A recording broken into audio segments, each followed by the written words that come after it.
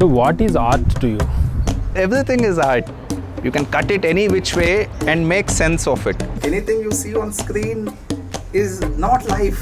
It's film. A sort of reinvention for me and Ceci. నాన్నకి తెలుగు సినిమాలని చిన్నప్పటి నుంచి ఆశయం. ఎక్కువ మలయాళం సినిమాలు తీసుకెళ్ళేవాడు. హీరో ఎన్ని దెబ్బలు తింటాడంటే you getting bashed. Prakash Chaudhary వాచ్మెన్ని పిలిచి ఏంట్రా నిన్న గొడవ ఏంటి 3వ ఫ్లోర్ అమ్మ వెళ్ళిపోయింది సార్ అంటే it is something I have seen. Even he once told innocence is the essence of cinema. A big comfort. None of the filmmakers around touch anything mundane. So whenever we do this, it just becomes so original. Like, you know, like you come to interview me because I've done something so mundane. So how did you come with that idea? Asli enti? First thing, I dream a lot. Okay. It is not very pleasant.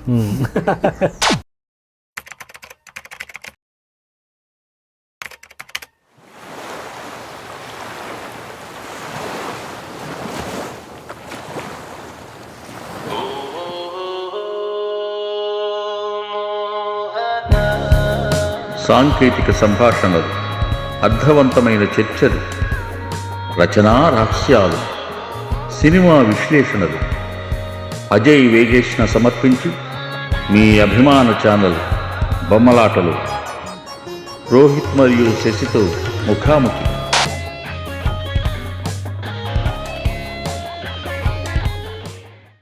Artist personality అనేది అతని వర్క్లో reflect అవ్వటం అనేది it makes the work more unique to himself. Okay, so RGV best example. అతని personality అతని body of work it reflects. But there is the other side of this particular argument, not argument but statement, where ఒక్కొక్కసారి artist personality మనకు తెలియదు అసలు, కానీ అతని body of work many ranges ఉంటుంది. Just like Sangeetham garu, he is very soft natured guy, soft spoken guy. అతని belief systems ఏంటో కూడా మనకు తెలియదు. అతను ఎప్పుడు ఆయన వచ్చి చెప్పలేదు, ఎలా పెట్టలేదు, కానీ he worked on various experiments and all this. So ఈ పర్సనాలిటీ వర్సెస్ పోర్ట్రేయల్, ఈ dichotomy, how do you see it? Singeetam గారి లైక్ ఇప్పుడు జంధ్యాల అనుకుంటున్నాను. జంధ్యాల వాట్ హీ లవ్స్, ఆయన సినిమాలు చూస్తే he loves comedy, comedy from life, కానీ వాటిని చాలా ఎగ్జాజరేట్ చేసి చెప్పే ప్రయత్నం చేస్తారు. సో పర్సనాలిటీ రిఫ్లెక్షన్ అనేది వాట్ యూ లవ్ మోస్ట్. అది అంటే ఒక లొకేషన్ కావచ్చు, ఇలాంటి క్యారెక్టర్స్ ఉండాలి. ఇప్పుడు అది ప్రతి ఒక్కరికి ఉంటుంది. తీసే స్టైల్లోనే it becomes very monotonous, same Telugu స్టైల్కి వచ్చేస్తుంది. ఇప్పుడు మేజర్ కమర్షియల్ సినిమా తీసుకున్నాం, ఇది సీతమ్మ వాకిట్లో, తను అడ్డాలు, శ్రీకాంత్ అడ్డాలో తనకు తెలిసిన లైఫ్ ఎంత రిఫ్లెక్ట్ అయింది. That's what biggest connection. Godavari జిల్లాలు కానీ ఆ పీపుల్ కానీ, ఇంకా అదే రెగ్యులర్ చేస్తే మేబీ బోర్ కొట్టొచ్చు. Maybe that's why he shifted to అది ఎగ్జాక్ట్లీ నీకు తెలియంది చేయటం. అది నీ పర్సనాలిటీ కాదు, నువ్వు అలాంటి స్టాండ్ కాదు. ఏమో ఉంటుంది ప్రతి ఫిల్మ్ మేకర్ రా ఫిల్మ్ తీయాలని తప్పితే, but naturally you are not that. నువ్వు మోర్ ఆఫ్ సీతమ్మ వాకిట్లో ఇప్పుడు ఆర్జీవి అలా క్రైమ్ ఆ స్టైల్ ఉంటుంది. ఇప్పుడు మావి కూడా ఒక్క లవ్ లెటర్ 2 సినిమాలోనే మేజర్గా మా పర్సనల్ ఇది రిఫ్లెక్ట్ అయ్యేది. శీష్ మహల్ కానీ, స్టోరీ డిస్కషన్ కానీ, SD2 ఇవన్నీ వేరే కథలు, బట్ ఆ తీసే స్టైల్ వల్ల జనానికి ఏంటంటే అది వెరీ పర్సనల్ సినిమా లాగా అనిపిస్తుంది. ఇప్పుడు మీరు నిజంగా ఒక డైరెక్టర్ని అలాంటి సినిమా చూడలేదు. మోహన్ కుమార్ కానీ, ప్రకాష్ చౌదరి కానీ, అవి అబ్సల్యూట్ ఫిక్షన్. కానీ మాకు నచ్చిన స్పేస్లో మాకు ఆ మెటా అంటే ఇష్టం, ఆ క్యారెక్టర్స్తో ప్లే చేయడం ఇష్టం, అలా రిఫ్లెక్ట్ అవుతుంది. సో ఉండాలంటాను కూడా నీకు పర్సనల్ అనేది. అది నువ్వు కథ ఎలాంటిదన్నా తీసుకో, నువ్వు VFX కథ తీసుకో, లేకపోతే హారర్ తీసుకో, హారర్లో కూడా దట్ పర్సనల్ థింగ్. సో అంటే మన కోర్ డ్రైవర్ ఒక ఎలిమెంట్ ఏదో ఉంటుంది, ఆ కోర్ డ్రైవింగ్ ఎలిమెంట్ని మనం చేసే వర్క్స్ వేరే రేంజ్ ఆఫ్ అయినా అది ఎక్కడో చోట రిఫ్లెక్ట్ అయినప్పుడు దట్ విల్ హ్యావ్ అనేది. మణిరత్నం వీళ్ళంతా అదే కదా. మణిరత్నంలో ఆల్వేస్ సాఫిస్టికేషన్. లైఫ్స్ చూస్తే క్యారెక్టర్స్ కానీ వాళ్ళ బిహేవియర్ కానీ, బికాజ్ అది తన బ్యాక్గ్రౌండ్, తనకి ఇష్టమైంది, తనకు బాగా తెలిసింది. అదే మనకు తెలిసింది చేయటం easy. So then how do we consider this? ఇప్పుడు స్టాన్లీ క్యూబ్రిక్ కానీ, బ్రయన్ డి పామా కానీ, వీళ్ళందరూ మల్టీ జోనర్ మాస్టర్స్ యాక్చువల్లీ. వాళ్ళలో కూడా అది ఉంటుందా? అంటే ఓకే. అంటే ఇప్పుడు కూబ్రిక్ ఏంటి మోర్ ఎక్కువ మనకు నార్మల్గా చూస్తే తన బ్యాక్గ్రౌండ్ లైక్ ఒక హౌస్ కావచ్చు, ఒక హోటల్ కావచ్చు, ఇట్ ఆల్ అది తన టేస్టే కదా మొత్తం రిఫ్లెక్ట్ అయ్యేది. ఓకే. దానికి ఎంత ఇంపార్టెన్స్ ఇస్తాడు అనేది. అండ్ నువ్వు అన్నట్టు మాస్టర్ మ్యాన్ కొంతమంది ఉంటారు అన్ని రకాలు ట్రై చేసి. అవును, మేబీ ఇండియాలో ఆర్జీవి ఒక్కడేనేమో మాస్టర్ ఆఫ్ మల్టిపుల్ జోనర్స్ అంటే. ఓకే, ఒక రేంజ్ వరకు అట్లీస్ట్ అన్ని అటెంప్ట్స్ కూడా ఎవరు చేయలేదు కదా. అంటే కూబ్రిక్ కూడా చాలా పర్సనల్, చాలా తెలీదు, ఇంటర్వ్యూలు తక్కువ, తెలీదు, ఎక్కువ తెలీదు. బట్ ఇప్పుడు అది క్లాక్ వర్క్ ఆరెంజ్ అది చూస్తే దట్ ఈస్ అబ్సల్యూట్ రిఫ్లెక్షన్ ఆ యూత్, ఇది ఆ టైమ్స్, దాన్ని ఇంకా అసలు వేరే లెవెల్లో ఎక్స్ట్రీమ్ ఇదిలో చెప్తారు. మాకు అది ఈ జనాల వల్ల వినటం లేకపోతే అబ్సల్యూట్ ఫిక్షన్, ఆల్రెడీ ఫిక్షనే చేస్తున్నాం, నిరుద్యోగనట్లు ఇది సూపర్ ఫిక్షన్. ఒక ఆకలి రాజ్యమే రెఫరెన్స్ నాకు, 4 కుర్రాళ్ళు అండ్ దరిద్రం చూసి కొంతమంది మెసేజెస్ పెట్టారు, సార్ ఇంత దరిద్రంగా ఉంటుందా యాక్టర్స్ లైఫ్ అని. అసలు నేనేం చూపించలేదు, ఇంకా జీవితాలు ఇట్లా అవుతుందని నేను అస్సలు అనుకోలేదు. కరెంటు వాయే బతుకంత చీకటాయే. కరెంటే కదరా పోయింది. కరెంట్ ఒకటే పోయిందని ఇక్కడ కరెంట్ లేదు, గ్యాస్ లేదు, రైస్ లేవు, ఉన్న పైసలన్నీ అయిపోయినాయి. ఎట్లా వస్తాయిరా? మీ ఇద్దరు ఖాళీగానే ఉన్నారు, నేను ఒక్కడే పని చేసేది. మీకు ఏదో ఒకటి పెట్టిద్దామని కానీ నేను ప్రయత్నించేది కూడా. మొత్తం జీవితం నాశనం అయిపోయినట్టు ఆ మొహాలేంద్రా నాయన. నాశనం అయిందిరా నా జీవితం. జాబ్ వదిలేసి లగ్జరీ లైఫ్ వదిలేసి ఎంత ఇన్సెంటివ్స్ వచ్చేది, డబ్బులు వచ్చేది. మళ్ళీ ఎప్పుడు కరెంట్ ఇది ఏంద్రా నవ్వుతున్నావు? ఏమి ఇంట్లో కరెంట్ పోదా? నువ్వు పెద్ద మైసూరు మహారాజు ఏంద్రా పుట్టినప్పటి నుంచి. అది కరెంట్ బిల్ కట్టిలా అన్న, లాస్ట్ డేట్ వచ్చింది. అట్లా మనం ఇచ్చినా కదా 1000 రూపాయలతో కరెంట్ బిల్ అంక అన్నీ వచ్చేస్తాయా? కరెంట్ బిల్ ఒకటే కాదు, చాలా ఉన్నాయి. రోజు ఫుడ్ ఎట్లా వస్తుంది? కర్రీలు, వాటర్ అవన్నీ ఎట్లా వస్తున్నాయి? అన్ని పనులు అయిపోవాలి 1000 రూపాయలతోనే.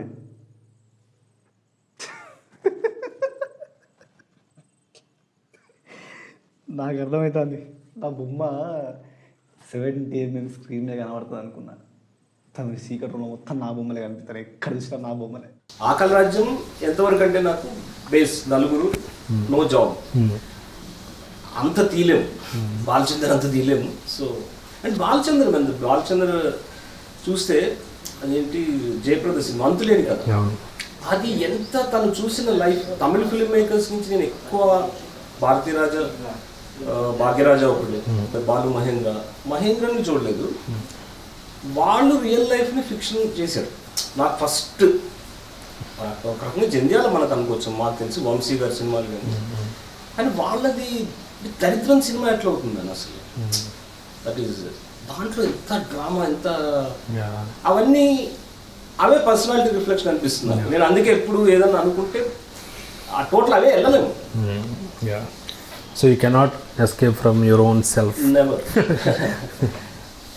But your own self is also comes from your parenting, your societal influences, your friends, education, these things. Majorly books. Yeah.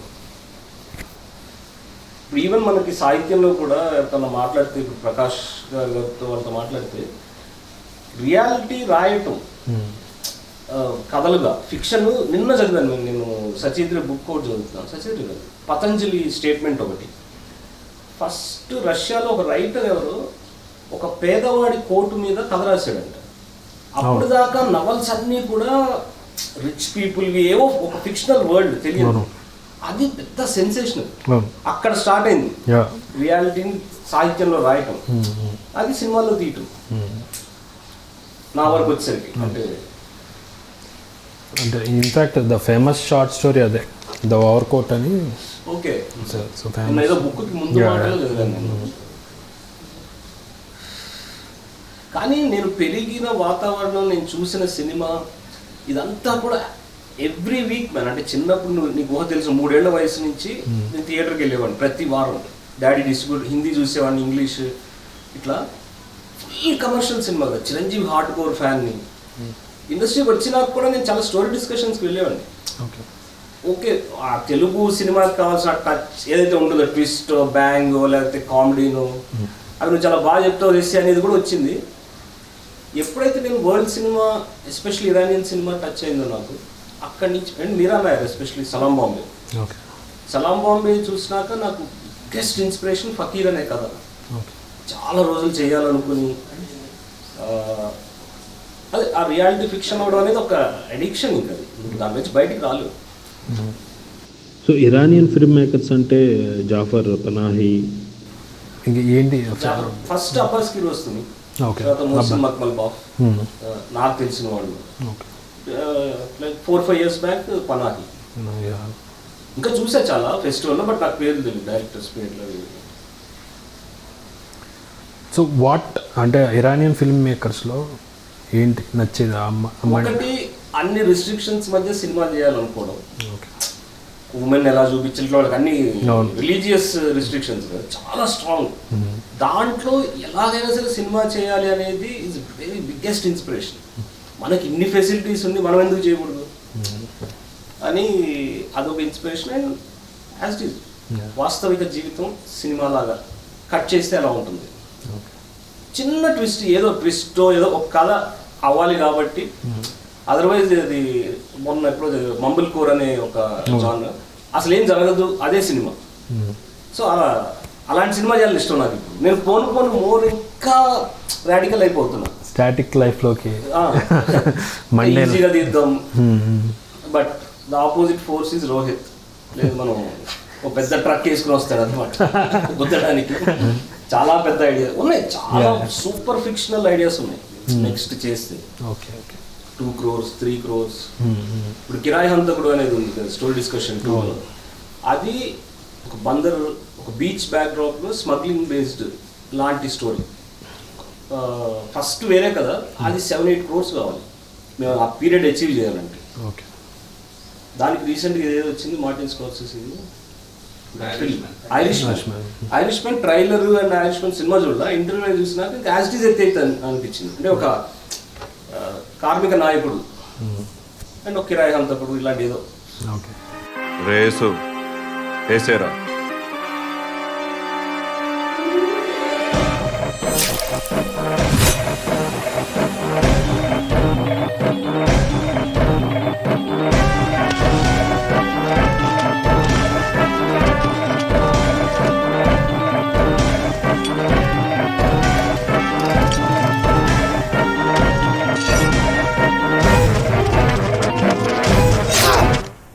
So ఇది జనరలీ స్టోరీ డిస్కషన్ 2కి వస్తే you have used rain extensively.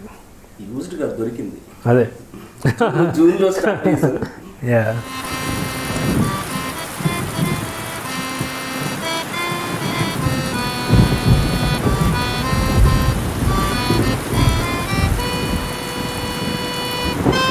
So అది 4th thought అది లేదా ఏంటి? అది లేదు అనుకోలే, అట్లా స్టార్ట్ అయింది. టెర్రస్ మీద షూట్ కాబట్టి ఇంకా Okay, we started shoot in June. అవును June. Because we wanted rain. Oh. We started in June. వర్షం 100 bullet. వస్తే love for rain is part. Love for rain అనుకున్నాం, Yeah. బట్ ఎక్కువ జరిగింది మేము ఎక్స్పెక్ట్ చేసిన దానికన్నా. ఓకే ఇప్పుడు మేము బందర్ షూట్కి వెళ్తున్నాం, రెక్కీకో దీనికి కెమెరా తీసుకుని వ్యాస్, నేను, రోహిత్. విపరీతమైన వాన, నైట్ డ్రైవ్ తీస్తానే ఉన్నాడు షార్ట్స్. అవి దుండగుడు షార్ట్స్ లా పడతాయి. ఓకే హీరో సిటీకి వస్తున్నాడు అవన్నీ. సో అట్లా యాక్సిడెంటల్గా దొరికింది ఒకటి. ఓపెన్ చేస్తే హెవీ రెయిన్, హైవే మీద కార్లో హీరో సిటీ వైపు వస్తున్నాడు.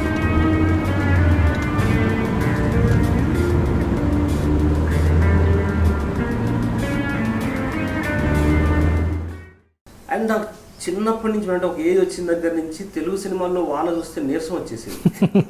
ఎండ ఉంటుంది, వాన ఉంటుంది, అది ఎటన్నా పడచ్చు వాన, బట్ అది తెలిసిపోతుంది అది వాన. అంటే మణిరత్నం సినిమాల్లో బాగుండేది మాకు చిన్నప్పుడు తెలిసి. తర్వాత అట్లా వానలో కంప్లీట్ సినిమా వానలో ఉండాలనేది ఎప్పటి నుంచో ఉంది. వర్షాకాలమే ప్లాన్ చేసి యూనిట్ని యాక్టర్స్ని ఆఫీస్లో కూర్చోబెట్టుకుని ఎప్పుడు వాన పడితే అప్పుడు షూట్కి వెళ్ళిపోవాలి. అది మాన్సూన్ వెడ్డింగ్లో చాలా ఉంటుంది. అంటారు ఆ మాన్సూన్ వెడ్డింగ్ యా దాంట్లో చాలా షార్ట్స్ జనాలు పరిగెత్తడం రియల్, అది వాళ్ళు 16mm తో చేశారు okay. Cinema. So it's beautiful film.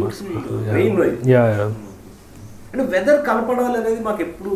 Okay. ఇప్పుడు అమృతం కురిసిన రాత్రిలో చూస్తే అబౌట్ డిమానిటైజేషన్ అది, దాంట్లో ఫుల్ స్వెటర్స్, రోడ్ల మీద జనాలు కూడా, ఇట్ విల్ బికమ్ ఒక ఆటోమేటిక్ ఎలిమెంట్ అయిపోతుందండి. ఎండలో తీస్తున్నాము, ఎలా ఉంటాయి ఫేసెస్ అవి, ఇంకా చిరాగ్గానే ఉంటాయి డెఫినెట్లీ, హార్ష్గా ఉంటుంది, వెనక ఎండిపోయి ఉండొచ్చు. అది ఎప్పుడు ఖచ్చితంగా మైండ్లో ఉంటుంది. ఏ కథ అనుకున్నా ఈ సీజన్ని క్యాప్చర్ చేద్దాం. ఇప్పుడు SD నెక్స్ట్ చేసినా కూడా మోహన్ కుమార్తో SD3 చేస్తే చలికాలంలో చేద్దామని, ఓకే, నవంబర్ డిసెంబర్ ఆ టైంలో. సో SD3 చేస్తే నువ్వు ఇంకో బ్రదరా? లేదు, మోహన్ కుమార్ ఇస్ బ్యాక్ ఈసారి. ఇంకా ప్రకాష్ చౌదరి మోస్ట్లీ రాకపోవచ్చు, ఓకే, అది నాకు చేయాలని లేదు మళ్ళీ ఆ getup. So Mohan Kumar is easy for me. నాకు స్టోరీ డిస్కషన్ 2లో బాగా నచ్చింది రోహిత్, ఆ లాస్ట్ 10 minutes అది ఇచ్చిన హై మామూలు హై కాదు. అంటే వీళ్ళు మామూలుగా ఇలాంటి సినిమా తీస్తారనేది వాళ్ళు అనుకుంటే అంత హై ఇవ్వగలరు రోహిత్ అండ్ శశి అనేది లాస్ట్ 10 minutes ఇచ్చిన kick. The whole point of the last 10 minutes is it is coming at the end of 4 hours. Yeah. Only because of that 10 minutes means so much. 10 minutes vidiga చూస్తే నీకు ఏం అనిపించదు, because it You is a prepared us narrative for high. that. In spite of the big production for that final trailer, it's a narrative high. Yeah, narrative. narrative. It's Yeah. that whole Tarantino thing, like build up, and finally when it cut loose, Yeah. it should be all over the place. Okay. నా మీద నా so తెలుసు అంటే it's four thought ముందు start చేయక ముందు ఉన్న thought అనేది, అంటే బ్రదర్స్ విల్ కమ్ టుగెదర్ అనేది, లేదంటే యాక్చువల్లీ కలుద్దాం అనుకున్నాం, ఇద్దరు ఒక పార్టీలో కలిసి అటెండ్ చేద్దాం అనుకున్నాం. యా యా అది చాలా technical short and getup wise చాలా ప్రాబ్లం. లేదు, ఫస్ట్ అనుకున్నది, ఫస్ట్ అనుకునే మోహన్ కుమార్తో ఆ డైలాగ్స్ తీసేసుకున్నాం. Okay okay. అదే నువ్వు చూస్తే దిస్ ఈజ్ వెరీ అన్నదమ్ముల అనుబంధం, దిస్ ఈజ్ వెరీ సీతమ్మ వాకిట్లో సినిమాలు. అంటే మా ముష్టినాగుడికి సినిమా నేర్పించిందే నేను అనుకునే ఒక ఈగోయిస్ట్, మోహన్ కుమార్ వైఫ్ తో వీడికి ఎఫ్ఐఆర్ ఉందనే ఒక రూమర్, అలాంటి వాళ్ళు. But when it comes to last వచ్చరికి ఏం జరిగింది, నీ బ్రదర్ నేను వచ్చాడు సేవ్ చేయడానికి. అవునవును. అండ్ ఆల్సో ఆ లాస్ట్ ఎపిసోడ్ టైటిల్ కూడా పతనం, అంటే it's a clever way. Basic misdirection. Yeah yeah intentional ఒకటి పెట్టాడు, అయ్యా టైటిల్ చూసి 10th ఎపిసోడ్ చాలా భయపడిపోయాడు ఏం చేస్తారు అని. చాలా కోపంగా తిట్టాడు, ఏంట్రా title. Nice. So even SD1 కూడా it ended in a positive note. మాకు హ్యాపీ ఎండింగ్స్ ఇష్టం. నాకు అసలు దరిద్రం, ఏడుపులు, ఏడిపించాలి అసలు ఉండదు. అసలు డెత్ తీయను నేను ఎప్పుడు. అంటే ఉన్నాయి, ఒక 2 ideas లో ఉన్నాయి, కానీ అది ఆ ఏడిపించే సాడ్నెస్ జోలికి వెళ్ళను. ఎందుకంటే నేను చూడలేదు బేసికలీ సాడ్ సినిమాలు. ఎమోషనల్ కూల్ ఫిలిమ్స్ ఇష్టం అని నాకు, ఈజీగా అయిపోవాలి. సో అది మళ్ళీ అగైన్ మేము కూడా అదే ఫాలో అవుతాం, happy endings always. There is a Kaurismäki quote, the more pessimistic life, the more optimistic should be movies. And okay. so But even though in that one night, even though it starts on it's in words. అవునవును. కానీ you can still live అన్నట్టే ఉంటుంది. Life is okay, you can get by. There is somehow very correct, note correct. of that. Yeah, and this reminds me of again Aki Kaurismäki quote. Another quote he said is, all stories are same. It's all about people trying to survive where they are born అంటాడు. So at the end of the day అదే కదా. And నాకు నచ్చింది ఏంటంటే, And that is something you don't see in any Telugu film. There is nothing about survival. ఉన్నా కూడా okay లేదు ఉంటుంది, ఉంటది. వస్తున్నాయి. Come to think of it, ఉంటది. దట్ ఇంకా ఛత్రపతి ఇవన్నీ అవే మిడిల్ క్లాస్ మెలోడీస్ ఈ మధ్య, that is again very survival. Middle class was one decent film. నాకు ఆల్వేస్ మా ఇద్దరికి ఏ ఐడియా సర్వైవల్, ప్రతి దాంట్లో డబ్బుల గురించి టాపిక్ ఉంటుంది. ఎవ్రీ ఫిల్మ్, శీష్ మహల్ కావచ్చు, స్టోరీ డిస్కషన్ మొత్తం బడ్జెట్స్ అవి, SD2లో దరిద్రం, నిరుద్యోగ నటుల్లో. And it's also about rooted in arts, the artist trying to అండర్ కరెంట్గా అదే ఉంటుంది. అంటే నాకు నచ్చింది బిగ్గెస్ట్ థింగ్ ఏంటంటే, యువర్ యాస్థెటిక్ అంటే what is your aesthetic when you say Rohit and Sashi aesthetics ఏంటి అసలు? Simplicity, I guess. ఓకే. And simplicity is something you arrive at. Okay. It's not like, I'm going to make simple films. Doesn't start out like that. Yeah. Either you're trying to get at something. Okay. As I Siish Mahal was film school, coming down, finally a double engine. I think simplicity and exciting dramatic narrative okay. came ఆ culmination. very well. Okay. SD2 was something like that. Yeah, right? SD definitely I agree. Yeah. And నేను complete advertising and corporate background నుంచి వచ్చాను. మొత్తం అక్కడ ఏంటి beautification, Yeah. ప్రతి frame లైట్లు like 20 లైట్లు ఒక్కో షాట్కి. ఇప్పుడు ఇద్దరు మాట్లాడుకుంటున్నాం చిన్న, అది 2 సెకండ్ సీక్వెన్స్, బట్ అది ఎంత చేసి బోర్ కొట్టేసిందంటే నాకు. ఇప్పుడు 4 లైట్లు నా వల్ల కాదు, ఓకే. అసలు లైట్ వాడద్దు అనేది ఎప్పటికీ ఇంకా, బట్ చేయాలి. ఇంకో వెరైటీ వచ్చింది ఇండస్ట్రీకి, సినిమాటోగ్రాఫర్ అవుదామని. ఓ యా అది కూడా ఎందుకంటే ఫస్ట్ నుంచి ఈ కొన్ని పూణే ఫిల్మ్ ఇన్స్టిట్యూట్ ఫిలిమ్స్ అవి చూసి అది చాలా జస్ట్ ఫ్రేమ్ పెట్టడమే కెమెరా అనుకున్నాను. బట్ వచ్చినాక తెలిసి ఆ ప్రాసెస్ అదంతా, ఓ ఇది కష్టంలే మన వల్ల కాదు ఇదని. నేను జెమినీ టీవీలో కెమెరా అప్రెంటిస్ కొన్ని రోజులు పనిచేశాను. గులాబీ ఆర్ట్ అది రిలీజ్ అయినప్పుడు ఓకే. ఒక న్యూస్ ప్రోగ్రామ్కి రోజు వెళ్ళి థర్మోకోల్ పట్టుకోవాలి. సో ఇంట్లో అంటే పాలిటెక్నిక్ ఫెయిల్ అయ్యాక అడిగారు ఏం చేస్తావు అంటే కెమెరామెన్ అవుతా అన్నా. సరే మా నాన్నకున్న పరిచయాలతో పెట్టించారు. అతను ఆర్జీవీతో పనిచేసిన ఫోకస్ కూలర్, ఓకే. రసూల్కి ఫోకస్ కూలర్. సో ఇంకా చాలా విషయాలు చెప్పేవాడు ఆ ఆర్జీవీతో వర్క్ చేసిన సినిమాల గురించి అట్లా. సో మీ దృష్టిలో మెటా ఫిలిం అంటే ఏంటి? Film in a film is basically a meta film. Tadavata this whole definition got spread out, I guess. Yeah. A lot of people confuse it. Ade. Nadu HD1 ive meta films kaadu. These are lives of artists. HD2 lo Kirai Hantakudu, Yamakinkalu, these are meta films. Love letter is a meta film. No, it's the life of a filmmaker. Yeah but yeah is recording అంతే. Ade meta ane definition is broad అయిపోయింది. Okay. Yeah. Writer life తీస్తున్నా they calling it meta. Okay. Or any artist life they assuming అన్నారు. Yeah అదే. Yeah definition is getting wider or నేను ఇంత meta film very much. But తీసే Yes. తీసే సినిమా నేనంతే, that's the meta film. No a film about a film, a film in a film, a film in a film is meta. So Rangeela is meta.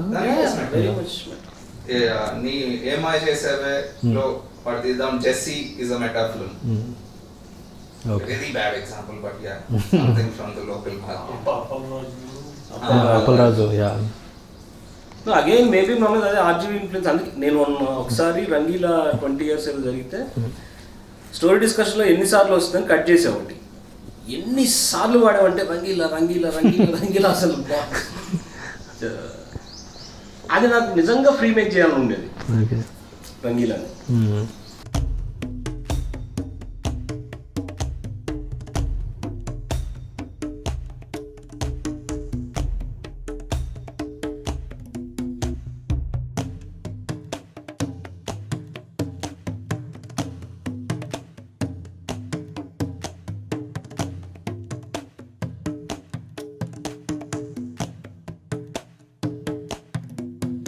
So where you blur the lines between the reality and fiction and your own philosophy, belief system, అది కూడా meta అయిపోయినప్పుడు ఏంటి? అదే అంటే meta everybody can come up with any definition like అంటే SDU story discussion universe. Meta is basically some ఇప్పుడు even literature has that aspect. Meta lectures అంటారు అనుకుంటా. Theatre has that aspect. తూత్ Ramayanam was met behind the screen కూడా convince ఉంటుంది నీకు apparently. And నాకు ఆ మెటా ఫిల్మ్ అనేదాన్ని పూర్తిగా అచీవ్ చేద్దాం అన్నదే SD3 ఐడియా. ఓకే. ఏంటంటే మోహన్ కుమార్ ఇన్ యాక్షన్ ఆఫీస్లో మాట్లాడడం చూశారు. బట్ పొద్దున్నే లొకేషన్లో దిగితే తను ఎలా వర్క్ చేస్తాడు, ఎలాంటి సినిమా తీస్తున్నాడు, ఓకే. అది ఒక యాక్షన్ ఫిల్మ్ చేస్తూ ఉంటాడు, ఒక కౌబాయ్ ఫిల్మ్. మొత్తం RFCలో చేయాలని ప్లాన్. ఓకే. జరగకపోవచ్చు, అంత డబ్బులు పెట్టేవాళ్ళు. సో ఇప్పుడు నాన్ యాక్టర్లో ఒక యాక్టర్ని ఎలా చూస్తారు మీరు, ఎలా ఐడెంటిఫై చేస్తారు? Anybody can act. Sort of become experts at casting. all our auditions are having tea with us. Shoot అయిపోయింది అంటే అయిపోయిందా అని అడుగుతారు. Sheesh Mahal was a biggest miscast. We have an idea for Balakrishna. మొత్తం ఆయన మమ్మల్ని ర్యాగింగ్ చేసి పంపించాడు. ఫస్ట్ మీ గడ్డాలేంటి ఏమన్నా తీసారా, శీష్ మహల్ తీసామని దెయ్యం సినిమానా అన్నాడు. ఫస్ట్ సింగ్ సౌండ్ అంటే కొట్టేటట్టు ఉన్నాడు ఆయన.